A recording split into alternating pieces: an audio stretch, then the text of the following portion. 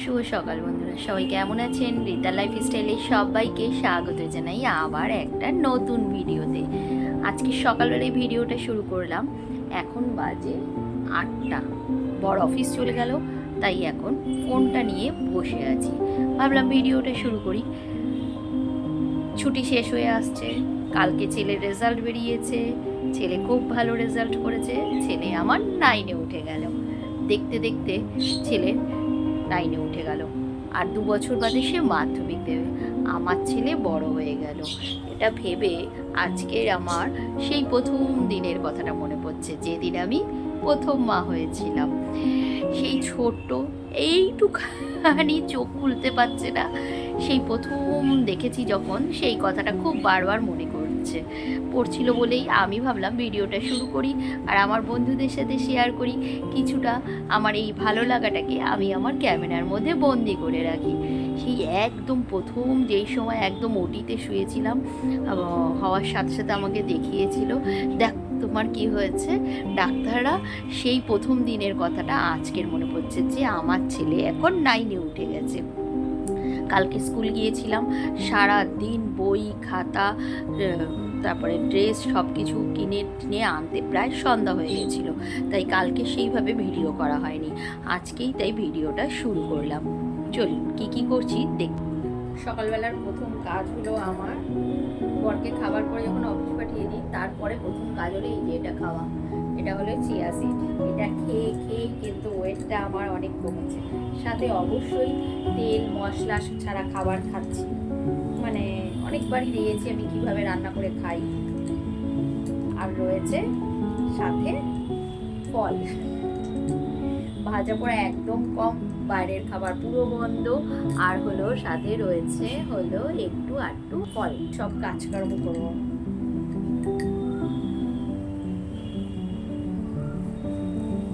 সকালবেলা উঠে জল দিয়ে ভিজিয়ে রাখি এই 1 চামচ আর এর 1/2 চামচ। সেটাকেই আমি সকালবেলা এই 6টার সময় ভেজাই। এই এখন 8:30 মতন বাজে, এখন খেয়ে নিলাম এটা খেলে এখন 10:30 11টা পর্যন্ত পুরো পেটটা ভরা থাকে। ছেলেকে তুলে দিয়েছি, ও বাথরুমে চলে গেছে। এখন বিছানাটাকে আগে পরিষ্কার করে নেব। সকালবেলায় বিছানাপত্র পরিষ্কার করে নিলে ঘরটা দেখতে বেশ সুন্দর লাগে, তাই জন্য ছেলে উঠে গেলেই আমি বিছানাটাকে আগে গুছিয়ে নিই সব কাজ করার আগে। সকালবেলা তো একবার ঘরটা ঝাড় দিয়ে নিই বর অফিস যাওয়ার আগে, কারণ অত সকালবেলা আমার মোছা হয় না, তাই ঘরটা ঝাড় দিয়ে দিই। ও অফিস চলে গেলে পরে আমি সব কাজকর্ম করে ঘরটা মুছে নিই। ছেলেকে পাঠিয়েছি বাথরুমে, ও বাথরুম থেকে এসে এখন ইষ্টভৃতি করবে। ততক্ষণে আমি এই দিকে ঘরের কিছুটা কাজ এগিয়ে নিই, কারণ ও চলে আসলে কাজ করতে দেয় না। এদিক ওদিক নাড়াচাড়া করবে। যত দিন বাড়িতে আছে বেশ ভালোই লাগছে। সারাদিন আমি একাই কাটে, কিন্তু ভীষণ বিরক্ত করছে। আরও এখন পরীক্ষা হয়ে গেছে, বই সবগুলো পাওয়া যায়নি, তাই পড়া তো এখনও শুরু হয়নি। এপ্রিল মাস থেকেই শুরু হবে, তাই জন্য ও নেই বলে আমি ঘরটাকে আগে গুছিয়ে নিলাম। বিছানাটা বেশ টান করে সুন্দর করে গুছিয়ে নিলাম। যেই ও আসবে এই বিছানা তছনছ করে দেবে আমার। যাই হোক, এখন বিছানাপত্র গুছিয়ে ঘর মুছে কাপড় জামা ধুয়ে আসছি। ঘর মুছে জামা কাপড় ধুয়ে এখন সবে স্নান করে আসলাম।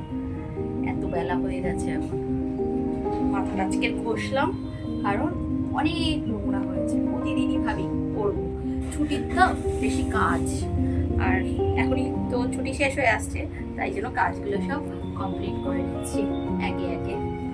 হেপি মিষ্টি দারুণ লাগছে, আর সবসময় সিজনের ফল খাওয়া উচিত। আর এখন তো আমার সকালবেলা ব্রেকফাস্টে হয় এগুলো থাকছে, না হেলদি কোনো ফ্রুট থাকছে, সেই জন্য আজকে ফলটাই খাচ্ছি। তরমুজটা হেভি ভালো। অনেকটা রান্না করা আছে, একটু রান্নার ঝালটা কম আছে, তাই এখন একটুখানি চুলটা শুকিয়ে নেবো আর তরমুজ বসে বসে খাবো, তারপরে যাবো রান্না করে। সকালবেলা চিকেন করেছি, বরকে দিয়েছি। সকালবেলা চিকেন ভাত করে ওকে দিয়েছি, সেই জন্য ভাতটা করা হয়ে গেছে, চিকেনটা করা আছে, ডালও করা আছে। ছেলের জন্য একটু কিছু বানাবো, আর আমি একটু নিম বেগুন বানাবো আজকে। খেয়ে দিয়ে নিয়ে তারপর রান্না করে যাই। আমি কটা তরমুজকে ওকে দিয়েছি। দেখুন, পড়াশুনো নেই বলে ওর কাজটা কি, শুধু ফোন দেখা নয়, কম্পিউটার দেখা, খেলছে। আর তরমুজটা দিয়েছি, রেখে দিয়েছে, এখনও খাচ্ছে না, এইসবই করে বেড়ায়। ও দেখতে পাচ্ছে না আমি লুকিয়ে ভিডিওটা করেছি, ভিডিও করলে তো ও করতে দেবে না আমাকে, তাই জন্য। চলুন এবার রান্নাঘরে চলে আসলাম। মা কতগুলো নিম পাতা দিয়ে পাঠিয়েছে। আর এই বসন্তকালে ঠিক এই সময়তে নিম বেগুন খেতে হয়, খুব ভালো হয় বলে সবাই। আর নিম বেগুন খেতে বেশ ভালোই লাগে গরম গরম। আমি কিন্তু শুধু নিম পাতা ভেজে, বেগুন আলাদা ভেজে করি না। আমি এটা আমার মায়ের কাছ থেকে দেখেছি, ছোট ছোট ডুমো ডুমো করে আলু বেগুন কেটে নিয়ে আর নিম পাতা কুচিয়ে নিয়ে একবারে সব দিয়ে তেল দিয়ে ভাজতে। এই নিম বেগুনটা খেতে গরম ভাতে আমার বেশ ভালোই লাগে। ওদিকে নিম বেগুন বসিয়ে দিয়ে এদিকে দেখলাম ভাতটাও আমার হয়ে গেছে। আর সকালবেলা বললাম যে চিকেন রান্না করে রেখেছি, তাই আমার খানিকটা চিকেনও আছে। আর কাল রাতে ডাল করেছিলাম, মসুর ডাল, সেটাও আছে, ছেলেকে দিয়ে দেবো। আর এদিকে এখন বসিয়ে দিলাম ফুলকপির একটু রোস্ট মতন করব, কারণ ছেলে তো আমার মাছ মাংস খায় না, অনেকবারই আপনাদেরকে বলেছি, তাই জন্য ওর জন্য একটু ফুলকপির রোস্ট মতন করব। সব কিছু রয়েছে বাটা, তাই আমি সেই জন্যই ওটাই বানিয়ে দেবো ভাবলাম।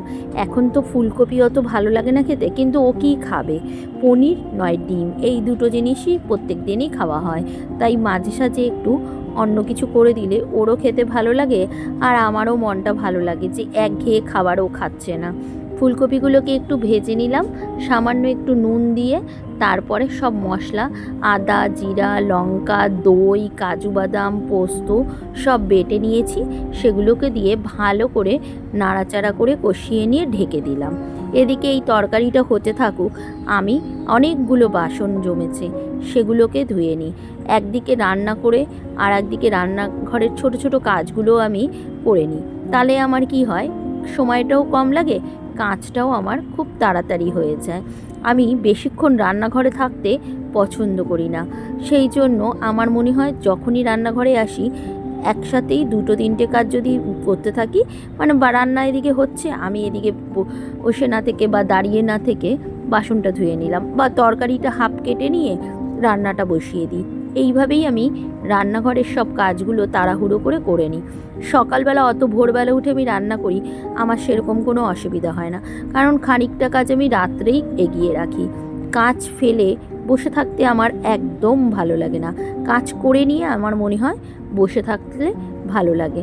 তাই জন্য আমি যখনই রান্নাঘরে আসি ঝটপট করে যতটা কাজ একবারে করা সম্ভব হয় আমি সব কাজটাই করে নিই।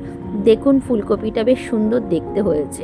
এটা আর একটু মাখামাখাই রাখতে হয়, কিন্তু আমার ছেলে তো একটু ঝোল খেতে পছন্দ করে, তাই এইটুকুই গ্রেভি ওর জন্য রাখবো। ওই দেখুন ভাত, নিম বেগুন ভাজা, ফুলকপি, মাংস তো কড়াই আছে। চলুন এবার ওগুলো খেয়ে দিয়ে নিয়ে একটু রেস্ট করে এখন আমি রেডি হচ্ছি।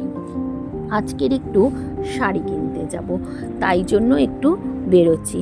ছেলেকে বলেছি ফোনটা ধরতে, ওর সাথে কথা বলছি আর আমি রেডি হচ্ছি। আজকে ও যাবে না, আমি একাই বেরোবো, আর আমার সাথে আমার এক মামি বেরোবে। এই দেখুন রাস্তায় বেরিয়ে পড়েছি। এটা হলো দমদমে এসছি। দমদমে একটা বুটিক আছে, আঁচল বুটিক, মেট্রো স্টেশনের পাশে। ওখানে বেশ ভালো ভালো শাড়ি পাওয়া যায়, তাই জন্য আজকে আমরা এই আঁচল বুটিকে এসছি শাড়ি কিনতে। শাড়িগুলো দেখে বেশ ভালোই লাগছে। আজকের ভিডিও এখানেই শেষ করি। চলুন দেখা যাক কী কী শাড়ি কিনতে পারি বা পছন্দ হয়। শাড়িগুলো এখন দেখতে থাকি, সব শাড়ি মোটামুটি সুন্দর দেখছি। তবে আজকের ভিডিও এখানেই শেষ করি, আবার দেখা হবে পরের ভিডিওটা। আমার ভিডিও দেখে যদি ভালো লাগে অবশ্যই একটা লাইক কমেন্ট করে